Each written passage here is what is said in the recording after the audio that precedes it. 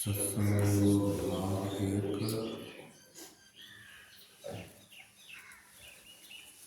से मनुष्य शरीर की महिमा के संबंध में तंत्र शास्त्र के ऋषि उपदेश कर रहे हैं। हम संसार के लोगों को समझा बुझा रहे हैं। देहस्था सर्वविद्याश्च देहस्था सर्वदेवता देहस्था सर्वतीर्थानि गुरुवाक्येन लभ्येत।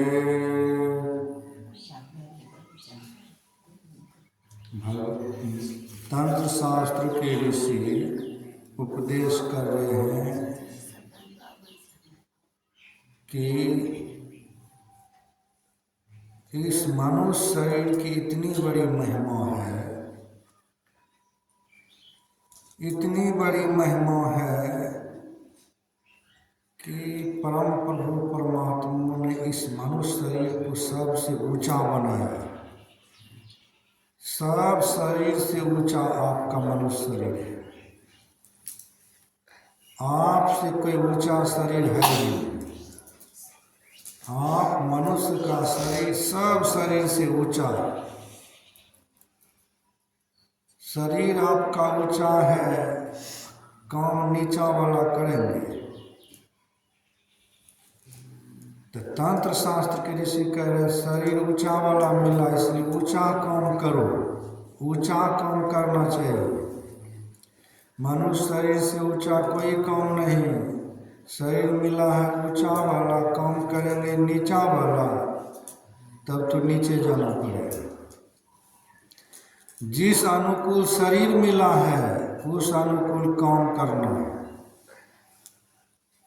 और तंत्र शास्त्र के ऋषि कहते हैं इस शरीर की इतनी बड़ी महिमा है कि इस मनुष्य शरीर के अंदर सब विद्या विद्यमान है। इस मनुष्य शरीर के अंदर सब देवता विराजमान है, देवी देवता सब विराजमान है। और इस मनुष्य शरीर के अंदर सब तीर्थ विराजमान है। इतना ही नहीं, तंत्र शास्त्र के ऋषि उपदेश कर रहे हैं, इतना ही नहीं, इस मनुष्य शरीर में करोड़ों ब्रह्मा, करोड़ों विष्णु, करोड़ों महेश इस शरीर के अंदर में है। इतना ही नहीं, करोड़ों चंद्रमा, करोड़ों सूर्य इस शरीर के अंदर में है। इतना ही नहीं, इस शरीर के अंदर में परम प्रभु परमात्मा ने सारा सुख और सारा आनंद भर दिया है। तंत्र शास्त्र के रहस्य कहते इतना ही नहीं, इसी शरीर के अंदर में हम भी हैं और हमारे बनाने वाले परम प्रभु परमात्मा भी है। इतनी बड़ी महिमा इस शरीर की है। इस शरीर में हम भी रहते हैं और हमारे बनाने वाले परमात्मा भी इसी शरीर के अंदर में रहते हैं। इस शरीर की इतनी बड़ी महिमा। मनुष्य शरीर को छोड़कर और किसी प्राणी के शरीर में परमात्मा का वास नहीं है, लेकिन इस शरीर के अंदर में परमात्मा है। हम भी रहते हैं, हमारे बनाने वाले हमारे मालिक भी इस शरीर में विराजमान है।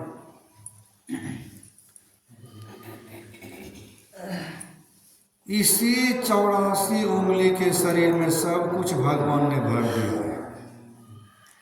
सब कुछ भर दिया। मनुष्य शरीर के अंदर की तुलना में बाहर में कुछ नहीं है, सब कुछ अंदर में है। अंदर की तुलना में बाहर में कुछ नहीं है। सब कुछ इस शरीर के अंदर में परमात्मा ने भर दिया है, विराजमान कर दिया है इसी 84 उंगली के शरीर। आप लोग कहेंगे, प्रश्न करेंगे कि हमारा शरीर 84 उंगली का है। हाँ, तंत्र शास्त्र के ऋषि कहते परमात्मा सबको एक समान बनाया है, सबको एक समान, सबका शरीर 84 उंगली का है। नाप सकते हैं, उंगली से नापेंगे तो अपने अपने उंगली से आपका शरीर 84 उंगली का उतरेगा, 85 हो नहीं सकता, 86 भी नहीं हो सकता। उंगली से नाप करेंगे तो 84 उंगली का होगा। अब बित्ता से नाप करेंगे कितना होगा? गुना भाग लगाइए, कितना? नहीं, 7 बित्ता। एक बित्ता में 12 उंगली, एक बित्ता में 12 उंगली होता है, और 7 बित्ता में बरसते 84 उंगली। तो बित्ता से अपने शरीर का नाप कीजिएगा तो 7 बित्ता का होगा, उंगली से नाप कीजिएगा 84 उंगली का होगा, हाथ से नाप कीजिएगा तब 3.5 हाथ का। सबका शरीर जो बच्चा कल पैदा हुए हैं उन बच्चा का भी शरीर उनके हाथ से 3.5 हाथ का, 7 बित्ता का और 84 उंगली का पक्का। हाँ, सबके चेहरा केना बनाए भगवान, सबके अपना अपना खंडन पर जाए छै। इतना भगवान बनाए छै, अपना अपना वंश पर जाए छै। सबका शरीर परमात्मा ने अपने अपने उंगली से 84 उंगली का बनाया है। कितना सोच समझ के भगवान यह शरीर बनाया है। आप कहेंगे, प्रश्न करेंगे 84 का क्यों भगवान बनाया, इनका मतलब क्या है? 84 उंगली के शरीर क्यों बनाया मनुष्य का? क्यों 84 उंगली का शरीर हम आप जीवात्माओं को भगवान दिया? आप प्रश्न करेंगे तो तंत्र शास्त्र के ऋषि उत्तर दे रहे हैं कि परम प्रभु परमात्मा ने यह मनुष्य का शरीर 84 उंगली का इसीलिए बनाया है कि परम प्रभु परमात्मा ने 4 खाने से 84 लाख प्रकार के शरीरधारी जीव की उत्पत्ति भगवान इस पृथ्वी पर किया है। 4 खाने है 4, और 4 खाने से 84 लाख प्रकार के शरीरधारी जीव की उत्पत्ति भगवान इस धरती पर किया है। तो सबसे पहला खाने है अंडज। अंडा से भगवान ने, जिनका शरीर अंडा से बनकर निकलता है, अंडा से भगवान ने 19 लाख प्रकार के शरीरधारी जीव की उत्पत्ति की है। 19 लाख प्रकार की गिनती तो कर नहीं पाएंगे। थोड़ा मोड़ा जानते हैं कि पक्षी अंडा देता है, पक्षी का शरीर अंडा से बनकर निकलता है। सांप का अंडा देता है, सांप का शरीर अंडा से बनकर निकलता है। मछली का शरीर अंडा से बनकर निकलता है। 9 लाख जलचर मानव, 9 लाख प्राणी जल में अंडा देती है, शरीर अंडा से बनकर निकलता है। 9 लाख प्रकार के प्राणी जल में अंडा देता है, और 10 लाख इस पृथ्वी पर अंडा देने वाला प्राणी। तो दोनों मिलाकर के, पृथ्वी और जल दोनों मिलाकर के अंडा से शरीर निकलने वाला 19 लाख प्रकार के हैं। 19 लाख प्रकार के शरीर अंडा से बनकर निकलता है। तो अंडा से बनकर निकलता है तो तंत्र शास्त्र के ऋषि कहते हैं शरीर मिला है ऊंचा और काम करेंगे नीचा, तो उसी 19 लाख में जाना पड़ेगा। आपका भी शरीर अंडा से निकलेगा, आप भी उस जोनी में जाएंगे। अंडा खाएंगे तो अंडा में नहीं जाएंगे, शरीर मिला है ऊंचा, काम करेंगे नीचा। अंडा खाएंगे, मांस खाएंगे, मछली खाएंगे। भगवान का ये खाने पीने के लिए मनुष्य का शरीर नहीं मिला है 84 उंगली का। तो काम करेंगे नीचा तो नीचा चले जाएंगे। अब कितना हो गया? 19 लाख प्रकार के शरीर भगवान अंडा से उत्पत्ति किया। एक खानी हो गया अंडा, दूसरा खानी है पिंडज। पिंडज किसको बोलते? पेट को।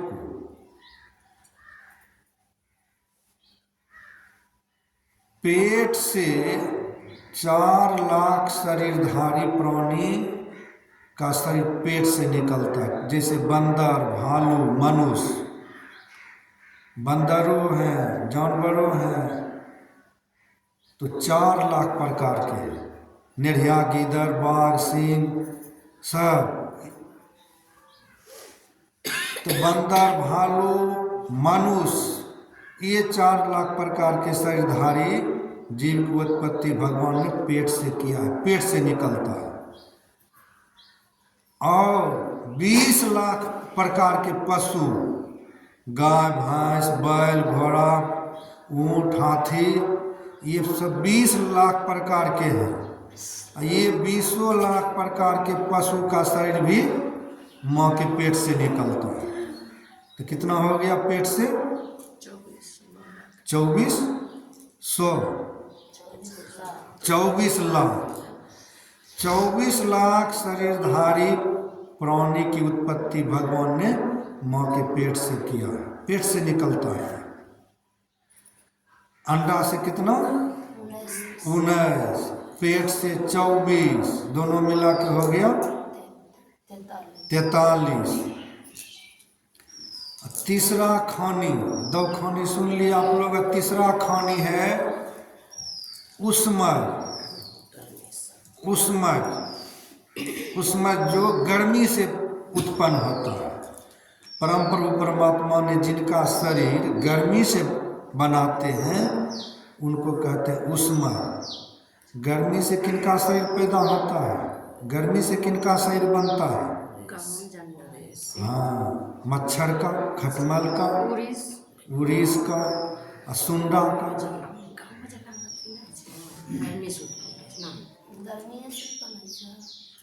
उनका बीज डाला जाता है कोठी में। बीज कोई डालते हैं लेकिन उत्पन्न हो जाता है।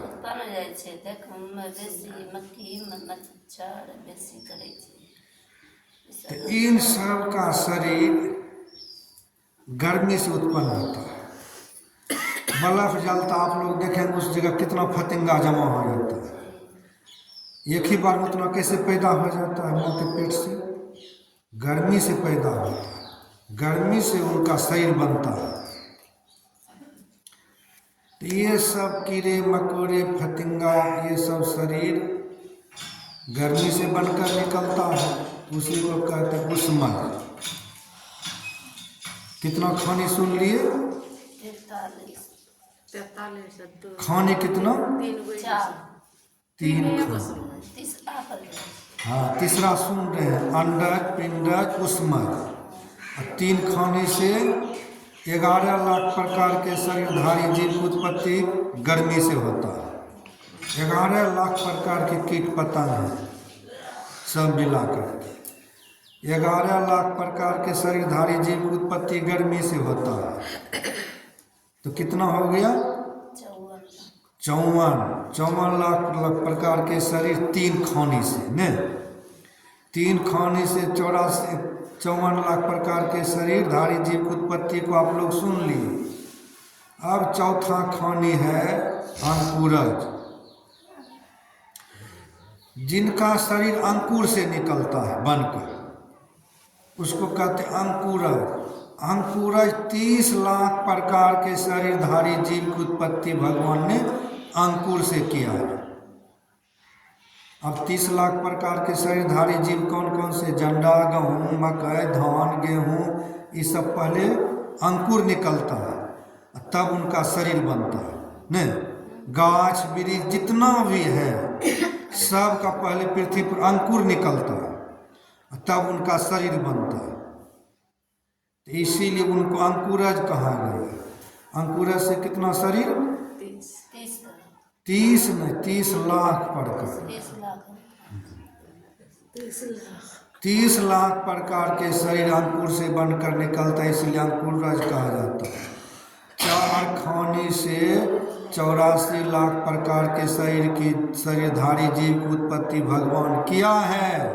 तो तंत्र शास्त्र के ऋषि कहते हैं 4 खानी से जो 84 लाख प्रकार के शरीर भगवान बनाया, यदि मनुष्य शरीर पाकर इतना बड़ा ऊंचा शरीर, कितना बड़ा ऊंचा है, भगवान श्री राम ने कहा कि बड़े भाग मानुष तन पावा, सुर दुर्लभ सब ग्रंथ ही गावा। इस शरीर को पाने के लिए देवता भी लड़ाते हैं, देवता से भी बढ़कर आपका शरीर है। आप लोग बताइए कितना ऊंचा होगा? देवता से भी ऊंचा, देवी देवता से भी ऊंचा।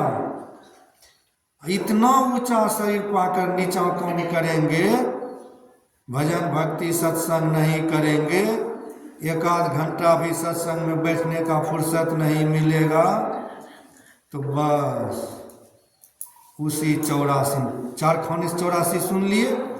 कभी अंडा में, कभी अंडा से शरीर बनकर निकलेगा, अंडा में जन्म होगा, कभी गाछ वृक्ष में, कभी कीट पतंग में, वो सब घूमते घूमते सब पार हो जाएगा, तब मनुष्य का शरीर। देखिए कितना कष्ट होगा। सुन करके हार कांप रहा है आप लोगों को, लेकिन भजन नहीं करेंगे, दीक्षा लेकर सत्संग नहीं करेंगे, हे भगवान 84 तय करने में 2 अरब वर्ष, समय भी सुन लीजिए आप लोग, 2 अरब वर्ष लगेगा। हाँ कत्ते साल नहीं, 2 अरब। हाँ 100 करोड़ के 1 अरब। अब आप लोग बताइए इतना समय तक उधर ही घूमना पड़ेगा। इसीलिए तंत्र शास्त्र के ऋषि कहते मनुष्य शरीर भगवान दिया है 84 लाख प्रकार के नीच शरीर से बचकर परमात्मा का साक्षात करने के लिए। परमात्मा का साक्षात करने के लिए मनुष्य शरीर भगवान दिया है, परमात्मा का दर्शन करने के लिए दिया है, परमात्मा को प्राप्त करने के लिए शरीर दिया है।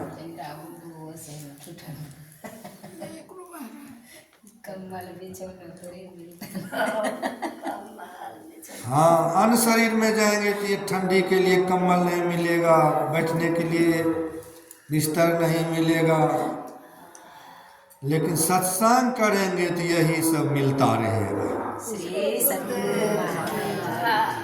सोफा लगा दिले मोदी सरकार। हाँ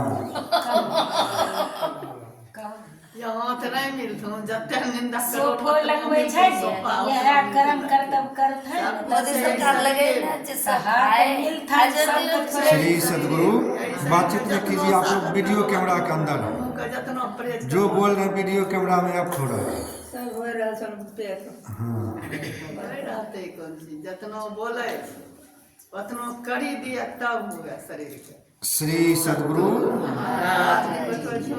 निंदा करो वो कोनो सत्संग में करेंगे कौन? तो करेंगे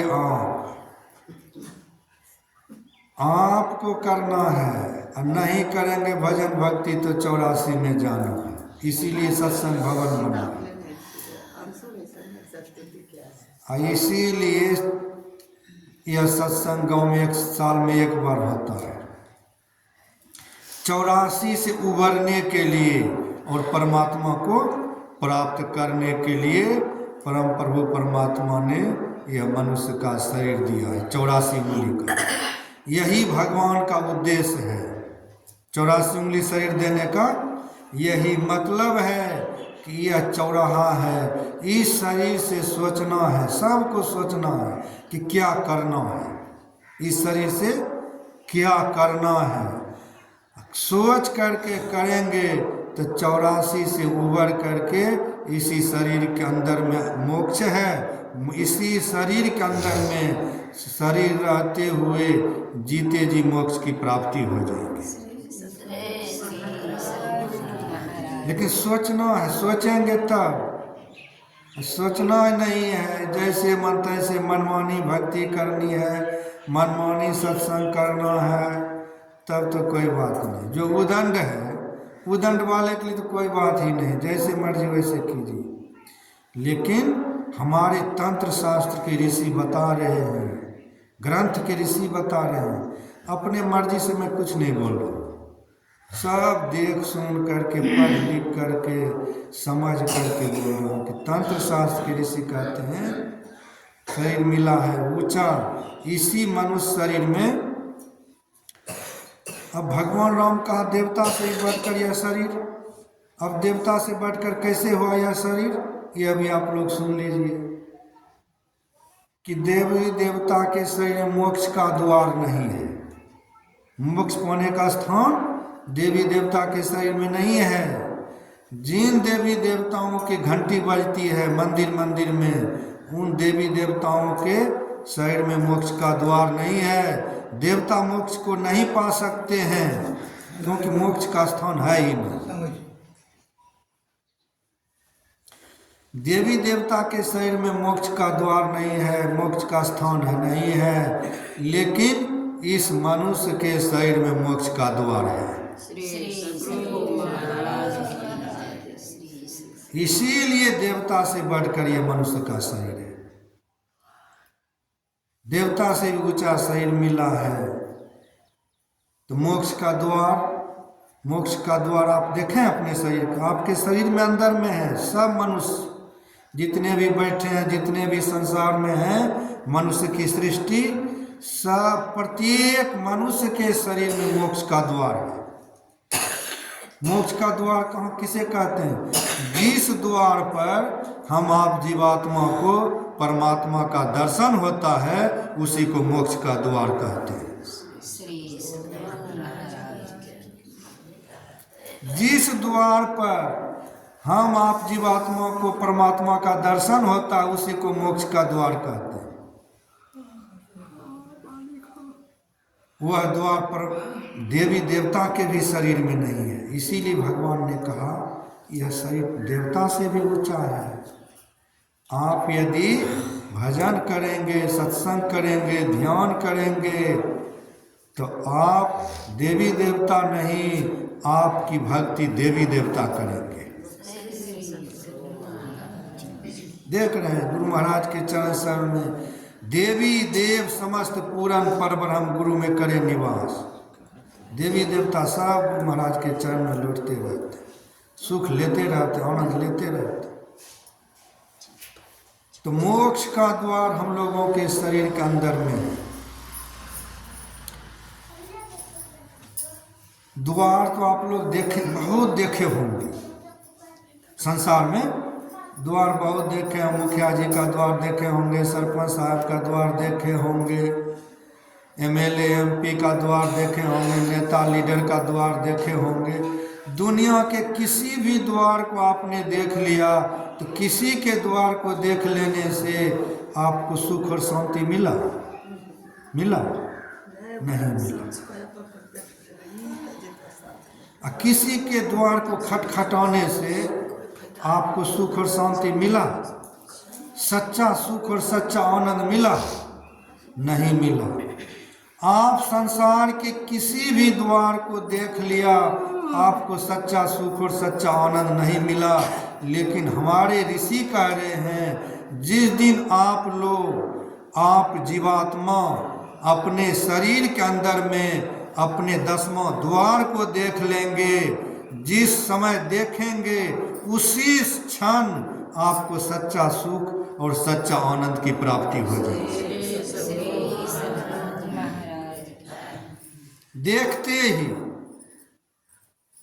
देखते ही 10वां द्वार का दर्शन करते ही, उसी को कहते हैं 10वां द्वार, मोक्ष का द्वार। सुषुम्ना घाट, शिव नेत्र, सबसे पहले उस घाट का पता भगवान शिव लगाया था, इसीलिए उसको शिव नेत्र भी कहते हैं। तो उसी को मोक्ष का द्वार, प्रत्येक मनुष्य के शरीर में मोक्ष का द्वार है। और जिस दिन पहुंच जाएंगे आपको सच्चा सुख और सच्चा आनंद की प्राप्ति हो जाएगी। एक भी सुख बाकी नहीं रहेगा, जो सुख चाहेंगे वही सुख मिलेगा। आप बाबा से आशीर्वाद क्यों लेंगे, ये बाबा ये दे दीजिए ये दे दीजिए, आशीर्वाद लेने की जरूरत नहीं। जो सुख की कल्पना करेंगे वही सुख फटाफट मिलते जाएगा। लेकिन हाँ, मोक्ष के द्वार पर पहुंचेंगे तब। अब पहुंचेंगे कैसे मोक्ष के द्वार पर? पहुंचना कैसे है? तो गुरु महाराज जी हम सब लोगों को उपदेश दिए हैं, दो नयन नासिका अग्र है जहाँ ब्रह्म के वास, अविनाशी बिन से नहीं जहाँ ज्योति प्रकाश। दोनों आँख के बीच में और नाकों के ऊपर में मोक्ष का द्वार है।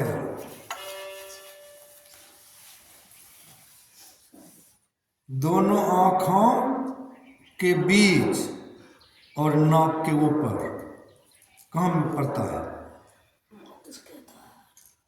हाँ, मोक्ष का द्वार है, उसी को 10वां द्वार कहते हैं। पहुंचेंगे कैसे? तो गुरु महाराज जी उपदेश किए हैं कि ध्यान के बल से, मेहनत करते बतवन हो, ध्यान के बल से पहुंचेंगे। एक बार गुरु महाराज जी का सत्संग चल रहा था बंगाल में। गुरु महाराज जी से निवेदन किए बंगाली लोग, हुजूर हुजूर हम सब बंगाल के लोग आपके भाषा में प्रवचन को नहीं समझ पाते हैं, बंगाली भाषा में प्रवचन सुनाने की कृपा करें। तो गुरु महाराज जी संशी बाबा को उपदेश दिया कि आप करो।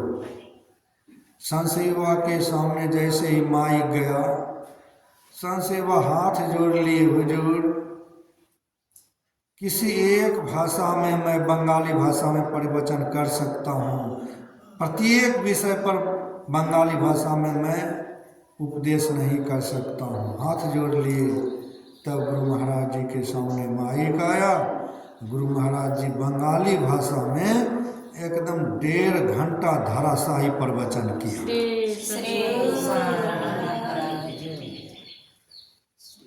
सत्संग समाप्त हुआ। गुरु महाराज जी सब महात्मा लोग कुप्पा घाट आए। बाबा लोग सब पूछने लगा, हुजूर हुजूर आप तो बंगाली भाषा कभी पढ़े लिखे नहीं थे, आप जानते नहीं थे, कैसे बंगाली भाषा में प्रवचन कर दिए हुजूर? तो गुरु महाराज जी कहते हैं, त्रिकुटी महल में है विद्या सारा, घनहर गरजे बजे उजियारा। त्रिकुटी महल में, त्रिकुटी महल कहते हैं मोक्ष के द्वार को, 10वां द्वार को। गुरु महाराज जी कहा त्रिकुटी महल में सब विद्या है, त्रिकुटी महल में सब विद्या है। ध्यान के बल से वहाँ पहुँच जाओ, आपको सब विद्या प्राप्त हो जाएगा, सब विद्या प्राप्त हो जाएगा। लेकिन ध्यान करेंगे तब। जैसे त्रिकुटी महल में पहुँचेंगे, चिड़िया से जो बात करते हैं वह भी आप समझ जाएंगे, पशु में जो बातचीत करते हैं वह भी पशु की बात आप समझ जाएंगे। इतनी विद्या हासिल हो जाएंगे। लेकिन हाँ, त्रिकुटी महल में है विद्या, सब विद्या है त्रिकुटी महल में। वहाँ पहुँचो, वहाँ जैसे ही पहुँचेंगे त्रिकुटी महल में, मोक्ष के द्वार पर जैसे ही पहुँचेंगे, वैसे ही त्रिकुटी महल में इस छोटी सी खोपड़ी के अंदर में, आज्ञा चक्र से ऊपर इन छोटी सी खोपड़ी में, हे भगवान, सबसे पहले तो गुरु महाराज जी का दर्शन होगा। गुरु महाराज के दर्शन होते ही आपको इसी ब्रह्मांड के अंदर करोड़ों ब्रह्मा, करोड़ों विष्णु, करोड़ों सूर्य, करोड़ों चंद्रमा, करोड़ों तीर्थ जो जाएंगे आप इलाहाबाद, सब तीर्थ बैठल आपको दिखाई देंगे। हरिद्वार, ऋषिकेश, लक्ष्मण झूला, राम झूला, राम मंदिर, सब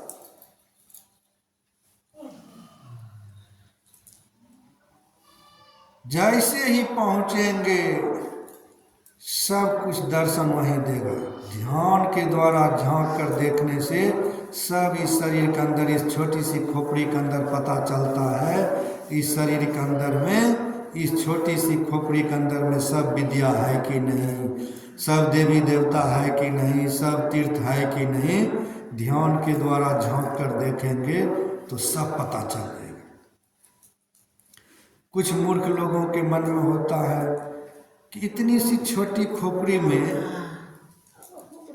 करोड़ों करोड़ों सूर्य कैसे अट गया, करोड़ों करोड़ों ब्रह्मा कैसे अट गया, 33 करोड़ देवी देवता कैसे इस छोटी सी खोपड़ी में अट गया। 33 करोड़ देवी देवता सब इसी खोपड़ी के अंदर में अट गए, कैसे दर्शन हो गया। मूर्ख लोग कुछ इस तरह की बात सोचते हैं तो हमारे तंत्र शास्त्र के ऋषि, धर्म ग्रंथ के ऋषि उदाहरण देते हैं। अच्छा ठीक है, चलो नहीं समझ रहे हो कि 33 करोड़ देवी देवता इसमें कैसे छोटी सी खोपड़ी में अंदर में दर्शन दे दिया, इतना इतना तीर्थ कैसे इसमें चला गया। तो चलो उदाहरण के द्वारा समझ लीजिए कि 5 इंची की मोबाइल देखें, सब कोई, सबके पास होगा, और नहीं भी होगा तो 5 इंची की मोबाइल है। 5 इंची की मोबाइल में रेलगाड़ी को चलते हुए देखे हैं? 5 इंची की मोबाइल में हवाई जहाज को उड़ते हुए देखे हैं? 5 इंची की मोबाइल में लाखों लाख की भीड़ में लालू यादव का भाषण सुने हैं? तेजस्वी का इलेक्शन आ रहा है, सब सुनेंगे। इसी 5 इंची मोबाइल के अंदर आप लोग लाखों लाख की भीड़ में कैसे भाषण सुन लिया, हवाई जहाज कैसे हट गया, उतना बड़ा रेलगाड़ी 5 इंची मोबाइल के अंदर कैसे हट गया।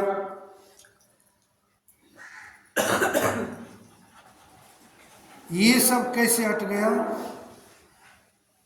तो ये वैज्ञानिक का कमाल है, वैज्ञानिक का कमाल है।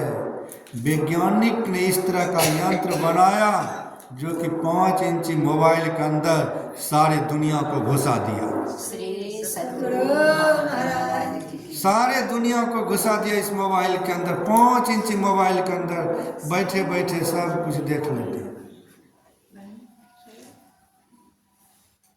5 इंची मोबाइल के अंदर सब कुछ घुसा दिया वैज्ञानिक ने।